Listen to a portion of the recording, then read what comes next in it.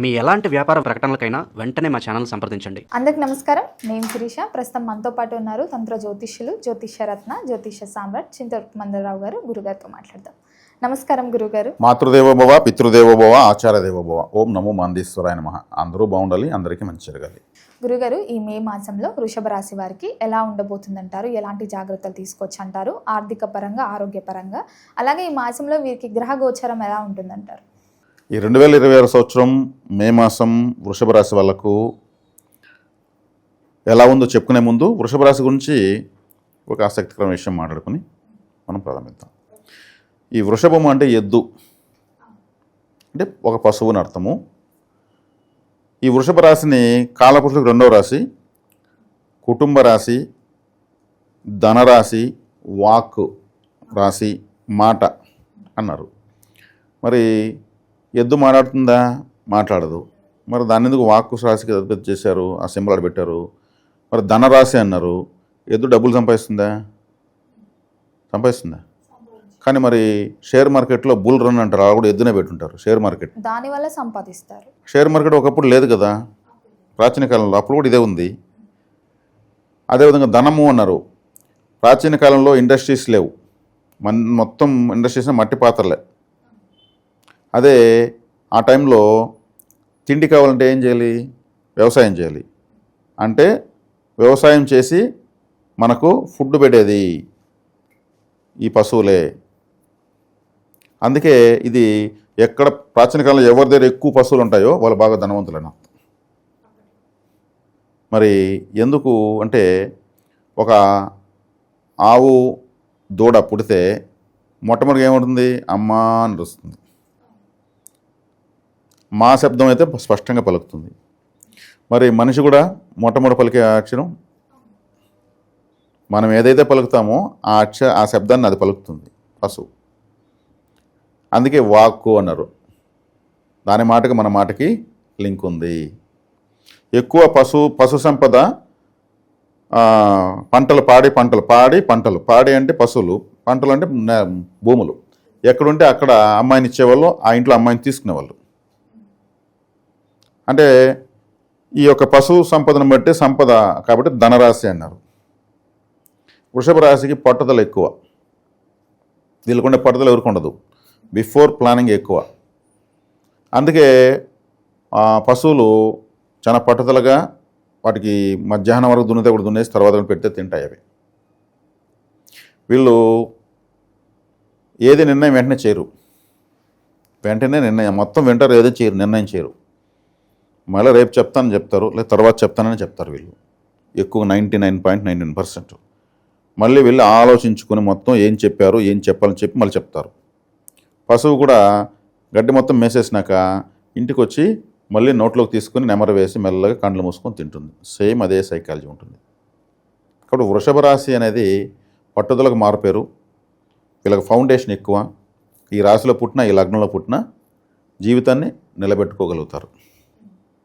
అది వీళ్ళ యొక్క ప్రత్యేకత. తర్వాత ఈ రాశిలో రవిగ్రహము, బుధగ్రహము, శుక్రగ్రహము, 2వ ఇంట్లో గురువు, 4వ ఇంట్లో కేతువు, 11లో శనేశ్వరుడు, 12వ స్థానంలో కుజుడు, 10వ స్థానంలో రాహు ఈ మాసం ఉన్నారు. అంటే 10వ స్థానంలో రాహు మంచిది, పాపగ్రహం 10వ స్థానంలో మంచిది. 10వ ఇంట్లో రాహు ఉన్నాడంటే వాళ్ళకి ఏదో ఒక తెలియని లక్. నైట్ కొంతమంది స్టార్స్ అయిపోతారు, ఏదో ఒక పాట వల్ల, లేదా ఇంకేదో ఒక లాటరీ కొట్టడం వల్ల, లేదా ఇంకేదన్నా ఒక ఏదైనా విషయం కావచ్చు. అటువంటిది రాహు ఇస్తాడు 10వ ఇంట్లో ఉంటే. జన్మజాతకంలో 10వ ఇంట్లో రాహు ఉండగా పుట్టిన వాళ్ళు ఎప్పటికైనా హీరోలే.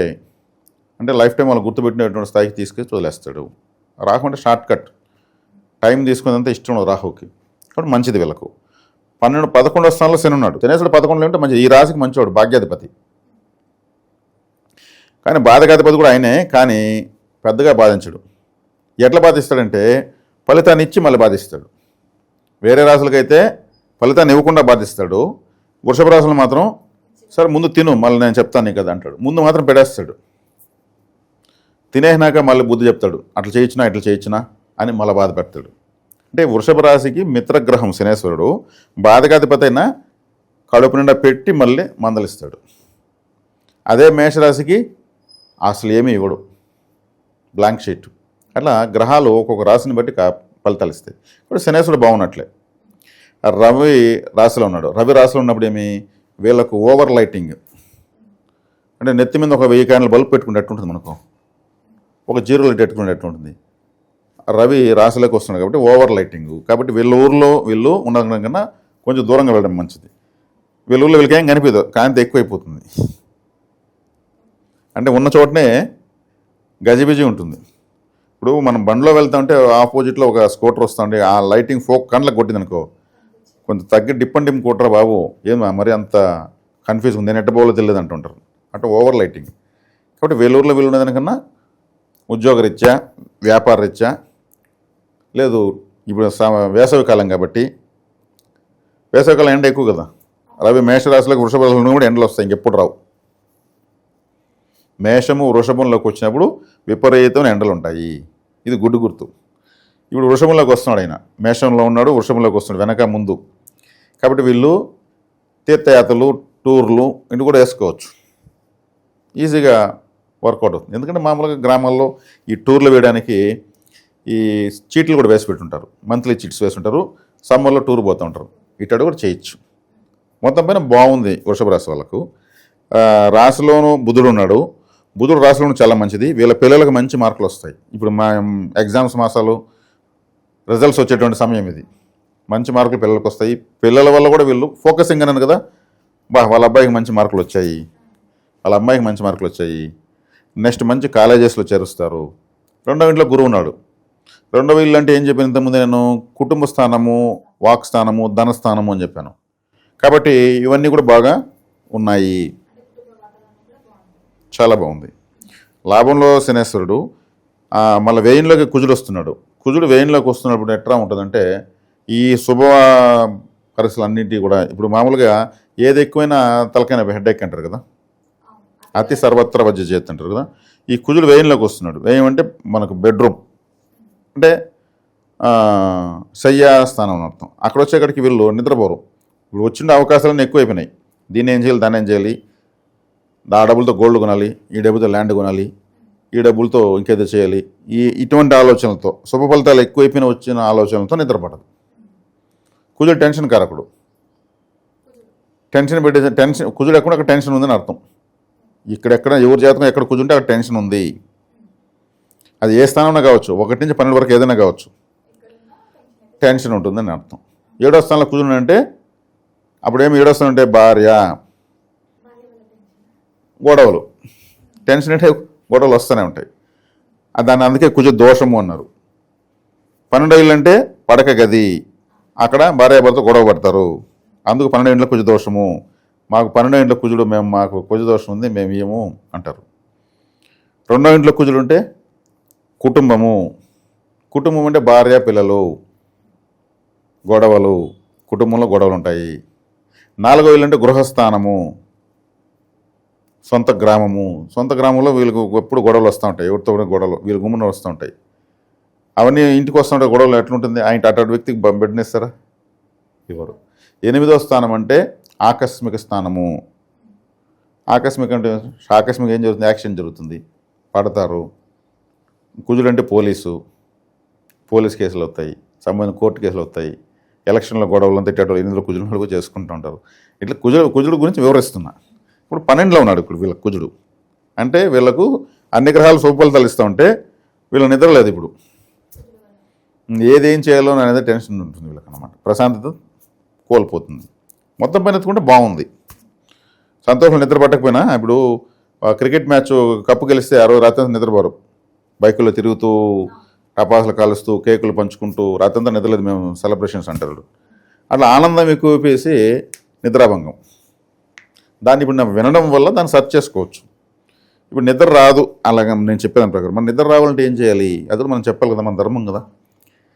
500 నుంచి రివర్స్లో 1 వరకు లెక్క పెట్టాలి. 1 2 3 500 499 498 4 ఇట్లా అనుకునేటప్పుడు కళ్ళు బరువుకు నిద్ర వచ్చేస్తుంది.